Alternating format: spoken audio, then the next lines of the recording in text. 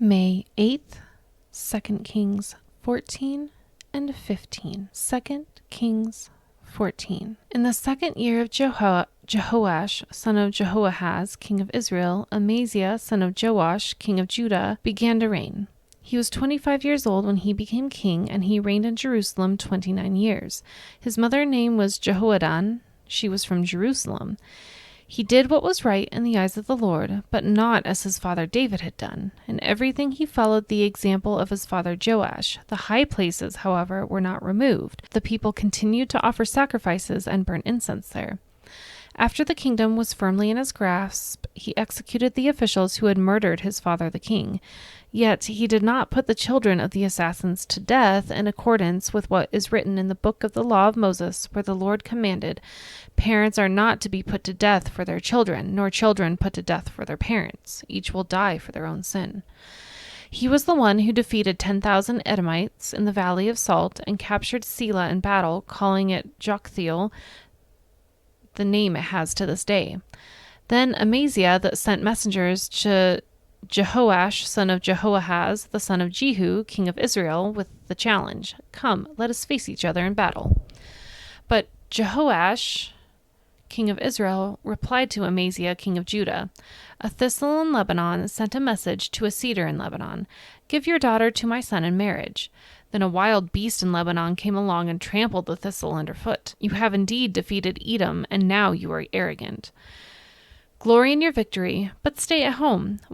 Why ask for trouble and cause your own downfall, and that of Judah also?" Amaziah, however, would not listen. So Jehoash, king of Israel, attacked. He and Amaziah, king of Judah, faced each other at Beth Shemesh in Judah.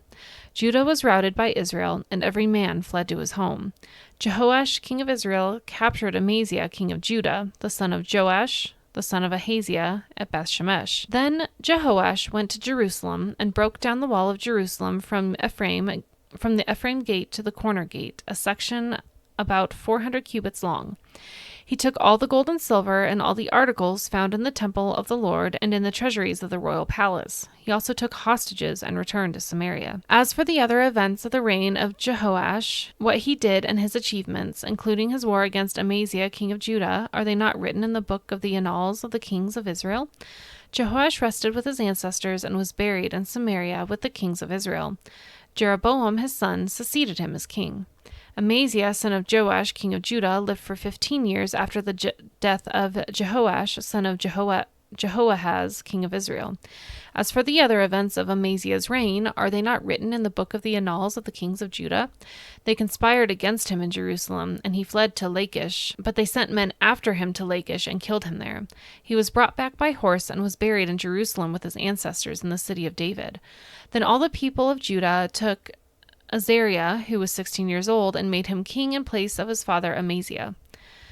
He was the one who rebuilt Elath and restored it to Judah after Amaziah rested with his ancestors. In the 15th year of Amaziah, son of Joash, king of Judah, Jeroboam, son of Jehoash, king of Israel, became king in Samaria, and he reigned 41 years. He did evil in the eyes of the Lord, and did not turn away from any of the sins of Jeroboam, son of Nebat, which he had caused Israel to commit. He was the one who restored the boundaries of Israel from Lebo Hamath to the Dead Sea, in accordance with the word of the Lord, the God of Israel, spoken through his servant Jonah, son of Amittai, the prophet from Gath-Hepher. The Lord had seen how bitterly everyone in Israel, whether slave or free, was suffering. There was no one to help them. And since the Lord had not said he would blot out the name of Israel from under heaven, he saved them by the hand of Jeroboam, son of Jehoash. As for the other events of Jeroboam's reign, all he did and his military achievements, including how he recovered for Israel both Damascus and Hamath, which had belonged to Judah, are they not written in the book of the annals of the kings of Israel? Jeroboam rested with his ancestors, the kings of Israel, and Zechariah, his son, succeeded him as king. 2 Kings 15. In the 27th year of Jeroboam, king of Israel, Azariah, son of Amaziah, king of Judah, began to reign. He was 16 years old when he became king, and he reigned in Jerusalem 52 years. His mother's name was Jecholiah. She was from Jerusalem. He did what was right in the eyes of the Lord, just as his father Amaziah had done. The high places, however, were not removed. The people continued to offer sacrifices and burn incense there. The Lord afflicted the king with leprosy until the day he died, and he lived in a separate house. Jotham, the king's son, had charge of the palace and governed the people of the land. As for the other events of Azariah's reign and all he did, are they not written in the book of the annals of the kings of Judah? Azariah rested with his ancestors and was buried near them in the city of David, and Jotham his son succeeded him as king. In the 38th year of Azariah, king of Judah, Zechariah, son of Jeroboam, became the king of Israel in Samaria, and he reigned 6 months. He did evil in the eyes of the Lord, as his predecessors had done. He did not turn away from the sins of Jeroboam, son of Nebat, which he had caused Israel to commit. Shallum, son of Jabesh, conspired against Zechariah. He attacked him in front of the people, assassinated him, and succeeded him as king. The other events of Zechariah's reign are written in the book of the annals of the kings of Israel. So the word of the Lord spoken to Jehu was fulfilled. Your descendants will sit on the throne of Israel to the 4th generation. Shallum, son of Jabesh, became king in the 39th year of Uzziah, king of Judah, and he reigned in Samaria 1 month. Then Menahem, son of Gadi, went from Tirzah up to Samaria. He attacked Shallum, son of Jabesh, in Samaria, assassinated him, and succeeded him as king. The other events of Shallum's reign and the conspiracy he led are written in the book of the annals of the king of Israel.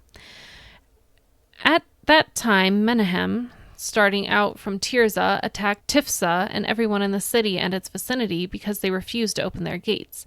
He sacked Tifsah and ripped open all the pregnant women. In the 39th year of Azariah, king of Judah, Menahem, son of Gadi, became king of Israel, and he reigned in Samaria 10 years. He did evil in the eyes of the Lord. During the entire reign, he did not turn away from the sins of Jeroboam, son of Nebat, which he had caused Israel to commit. Then Pul, king of Assyria, invaded the land, and Menahem gave him 1,000 talents of silver to gain his support and strengthen his own hold on the kingdom. Menahem exacted his money from Israel. Every wealthy person had to contribute 50 shekels of silver to be given to the king of Assyria. So the king of Assyria withdrew and stayed in the land no longer. As for the other events of Menahem's reign and all he did, are they not written in the book of the annals of the kings of Israel? Menahem rested with his ancestors, and Pekahiah his son succeeded him as king. In the 50th year of Azariah, king of Judah, Pekahiah, son of Menahem, became king of Israel in Samaria, and he reigned 2 years. Pekahiah did evil in the eyes of the Lord. He did not turn away from the sins of Jeroboam, son of Nebat, which he had caused Israel to commit. One of his chief officers, Pekah, son of Remaliah, conspired against him. Taking 50 men of Gilead with him, he assassinated Pekahiah, along with Argob and Ariah, in the citadel of the royal palace at Samaria. So Pekah killed Pekahiah and succeeded him as king. The other events of Pekahiah's reign and all he did are written in the book of the annals of the kings of Israel. In the 52nd year of Azariah, king of Judah, Pekah, son of Remaliah, became king of Israel in Samaria, and he reigned 20 years. He did evil in the eyes of the Lord. He did not turn away from the sins of Jeroboam, son of Nebat, which he had caused Israel to commit. In the time of Pekah, king of Israel, Tiglath-Pileser, king of Assyria, came and took Ijon, Abel-Beth-Makkah, Genoa, Kadesh, and Hazor. He took Gilead and Galilee, including all the land of Naphtali, and deported the people to Assyria.